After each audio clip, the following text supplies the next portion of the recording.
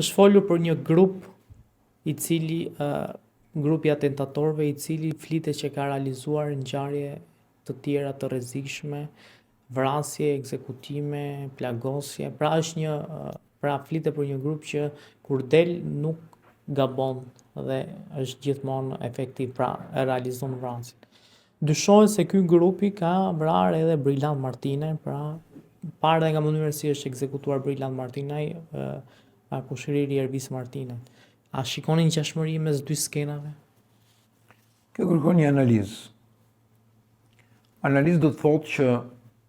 nëse do merrem pamjet filmike, sepse pra aq kosa nuk kemi gjurmët biologjike, nuk kemi gjurmët të tjera të cilët mund të ofrohen dhe mund të përqasen ndaj të njëjtës skemë, ne shkojmë vetëm tek mënyra si ata kanë lëvizur, tek numri personave dhe mënyra si kanë realizuar atentatin. Por kjo mund të shkojë vetëm nëse bëhet një kalkulim mbi bazën e pamjeve filmike, ku në mënyrë të përafërt mund të nxirret lartësia e personave, mund të nxirret mënyra e lëvizjes, gjatësia e hapave, mënyra e mbajtjes së armës dhe mënyra e daljes në sulm dhe mënyra e tërheqjes nga sulmi. Që mund të kemi një element lidhës që mund të themi që po, mund të jetë një njëjti grup, ose mund të dyshohet për të njëjtin grup. Pra aq kosa nuk e ka një analizë ose nuk ka një konkluzion të kësaj natyre, është e vështirë të themi që është një njëjti grup. Por fakti që vijnë nga një njëjta zonë, fakti që largohen në të njëjtën zonë, fakti që përdorin të njëjtat forma, numrin e armëve, egrësinë e tyre, pra ka pas edhe rastin e parë dhe rastin e dytë ka një egrësi. Egrësi do të thotë një lloj trimërimi, po themi, i cili vjen edhe nga eksperjenca, vjen edhe nga natyra e personave të përdorur, vjen edhe nga besueshmëria sepse kanë realizuar disa atentate, po vjen ndoshta edhe nga vlera e lartë që janë paguar. Gjitha këta mund të shkojnë dhe mund të ngjasojnë për të shvajtur dhe për të krijuar një lidhje që mund të jetë ndoshta një grup, ose mund të jenë disa grupe, të cilët kanë të njëjtën bazë organizimi dhe këta i përdorin sa herë që kanë probleme për nivelin e lartë të rrezikut të personit dhe për vendet dhe mundësitë ku personi duhet të realizojë atentatin. Pastaj thash, janë pamjet filmike, provat që mund të na çojnë dhe nëse do të kishim të njëjtin grup dhe do të kishim mundësi të shkonim me këto bazë të kapur tashmë në këtë zonë, do të ishte një sukses i jashtëzakonshëm se do të zbërthente nëse do të kishim rastin për të arrestuar këta persona, do të ishte një provë e madhe për gjithë atentatet, për vlerat që qarkullojnë dhe kush është pas tyre. Dhe kush i mban, kush i financon, kush i përdor këta? Kontaktojnë grupet kriminale apo është pjesë e një grupi kriminal? Janë pjesë e një strukture të një grupi apo janë njerëz që kontaktohen nga grupet kriminale sa herë ato kanë për të realizuar vrasje, atentate, grabitje etj. Sigurisht që këtu shikojmë disa lëvizje nga të cilat është pozicionimi i tyre përballë para se automjetit të arrijë. Ka disa automjete të cilët në moment që ata spostohen nga një krah në krahun tjetër në 180 gradë, që duket sikur ulet shpejtësia, por shpejtësia mund të jetë ulur ndoshta edhe për shkak të rrethullimit, dhe momenti i një mjeti tjetër që lëviz dhe kur momenti ky spostohet një vend tjetër, një mjet tjetër zë vendin e tyre,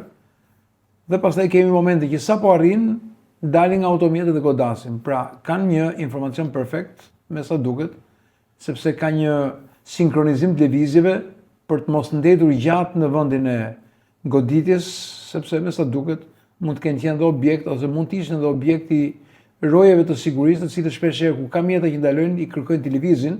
dhe kjo mund të krijonte një situatë pak më të disfavorshme në momentin e goditjes me armë. Pastaj kemi ekzekutimin. Momenti i parë është dalja nga automjeti, goditja e automjetit, përfshirë dhe gomën e automjetit dhe momenti kur automjeti në breshërinë e armëve i pa përgatitur me sa duket hyn në kundrasens të lëvizjes orare të rrethullimit dhe daljen e personave,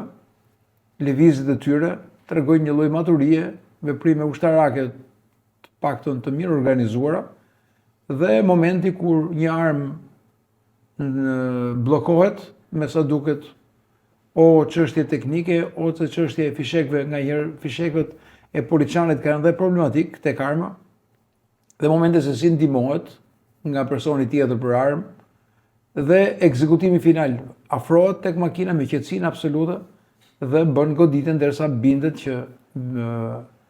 objektivi i tyre eliminohet. Pastaj largimi nga vendi i ngjarjes, çuditërisht sheshi ishte i zbrazur, nuk kishte atë densitetin e madh. Lëvizja sigurisht dhe frika e bëri edhe më të mirë situatën për ata, që të mos kishte edhe viktima, po dhe mos kishte mjetë të cilët edhe mund ta bllokonin lëvizjen, dhe pastaj largimi i tyre deri tek vendi ku ata kanë bërë djegjen e automjetit. Softë, si shpjegohet që edhe pse komisariati i Rinasit është pra ka qenë ngjitur me vendngjarjen ku ka ndodhur atentati dhe qarkullimi i po themi forcave të policisë në atë zonë është shpesh shumë i pranishëm dhe akoma po themi në ngjarje nuk ka pasur një ardhje të policisë në mënyrë të menjëhershme, por është pritur pra 3-4 minuta, 5 minuta që të vi policia në ngjarje, ku besoj se patrulla, policë kanë qenë shumë afër vendngjarjes. Pra, është kjo një neglizhencë e policisë apo është kjo një koordinim i policisë në rastin më ekstrem të mundshëm? Sigurisht do të jetë pjesë e hetimit edhe kjo, sepse thash përveç dinamikës së ngjarjes do të analizohet dhe plani i dislokimit, plani i forcave, detyrat funksionale që ka pasur si komisariati Rinasit ashtu dhe forcat të tjera të cilat janë jo të policisë kufitare, po të sektorit që mbulojnë dhe sigurojnë perimetrin e sigurisë, perimetrin e jashtëm të sigurisë, në lëvizjen e personaliteteve, varet nga niveli i personalitetit që bëhet shoqërimi, ka dhe masa sigurie. Përveç makinave që hapin rrugën, makinat parë dhe mbrapa të policisë shtetit, ka dhe pika të ndryshme kontrolli ku kemi prezencë të policisë. Rastet e mbikalimeve, rastet e kryqëzimeve, rasti konkret, flitet në afërsi të Rinasit, duhet kishte një forcë policie, të paktën një automjet apo një polic, i cili me radio apo në ato momente bën hapjen e rrugës për të mos pasur ulje shpejtësisë, dhe kjo duhet ishte një masë e shtuar, të paktën në ato momente kur ka ndodhur dhe ky atentat. Pra do të jetë pjesë e analizës si ka qenë ky plan masash, qoftë në lëvizjen e kësaj eskortimit të këtij personaliteti, qoftë edhe me masat e sigurisë, do të jenë patrullat këmbësore, automjetet e dislokuara në afërsi apo jo, sepse këtu flasim jo vetëm për mbikëqyrje dhe ruajtje apo për mbajtje të trafikut, por edhe për element sigurie, sepse element sigurie, nëse i referohemi vendeve të Bashkimit Evropian, perimetri i sigurisë jashtë rrethimit është nga 150 deri në 300 metra, dhe nëse aeroportet janë aeroporte ushtarake apo strategjike, perimetri i sigurisë i jashtëm është nga 500 deri në 1 kilometër. Do të ketë një forcë reaguese e cila do të jetë jo më shumë se 3 minuta nga momenti që ka ndodhur një ngjarje apo ka ndodhur një aksident, një incident apo një akt terrorist. Pra do të ketë një forcë reaguese dhe pastaj një forcë bllokuese, sepse do të kemi bllokim në rrugëve, që do të ishte një plan dhe do të ketë një plan në rastet kur ka ndodhur një ngjarje rënd, atëherë kemi bllokim në rrugëve. Do të kemi automjete apo plane dislokimi që në rast të tilla kur jepet një alarm i kuq në rastin konkret, do të fillon të bllokimi rrugëve në mënyrë të tillë që të bllokonim lëvizjen e automjeteve atë personave të cilët do të tentonin patjetër të largoheshin. Dhe rrugëkalimet do të jenë përcaktuara. Drejtimi i Fushkrujës, drejtimi i Tiranës duke u ndarë tek aksi Rinas-Thuman dhe drejtime të tjera të mundshme të rrugëve dytësore. Shpeshherë grupet rivale ose grupet të cilët kanë pasur konflikte survejojnë njëri tjetrin, sepse qëllimi i tyre është akmarrja, gjakmarrja, janë eliminime për shkak të zonave të konkurrencës apo të problemeve të gjobvënies apo të moslyrjes detyrime, sidomos flasim në rastet kur kanë shitblerje të lëndëve narkotike. Rasti konkret, nuk e di kush ka qenë konflikti dhe eliminimi i këtyre përplasjeve, po janë përplasje grupesh për shkak profilit personit i cili 2 herë ka qenë i shinjestruar në atentate, ka shpëtuar, dhe rasti i tretë sigurisht që ai që ne pam eliminoi, madje sot ka edhe një lajm të keq që edhe personi i AMP-s që shoqëronte makinë humbi jetën. Këto janë atentate të cilët mund të vinë o për shkak të informacionit, ku informacioni mund të merret o në strukturave ose bashkëpunëtorëve, ose nganjëherë mund të jetë edhe tradhti brenda grupit. Fakti që ai vjen nga Barcelona, kanë pasur një informacion që ai do t'u thonte, dhe ky informacion sigurisht është kërkuar edhe nga strukturat shqiptare, informacion në policisë spanjolle për të marrë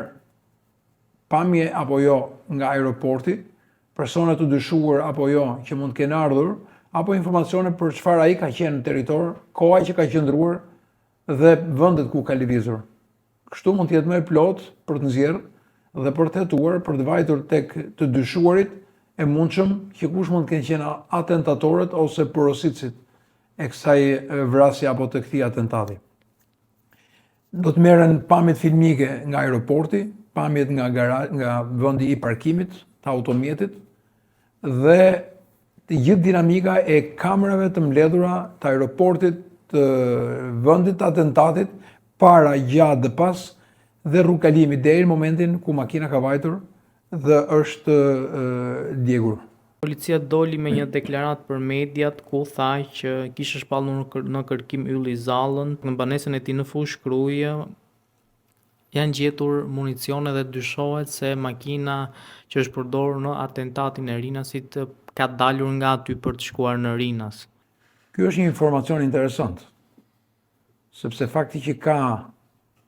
një informacion të tillë tregon që mund të ketë indicie që kanë vajtur dhe kanë çuar policinë jo vetëm për të zbuluar bazën, por që mund të lidhin lëvizjen e automjetit me këtë bazë.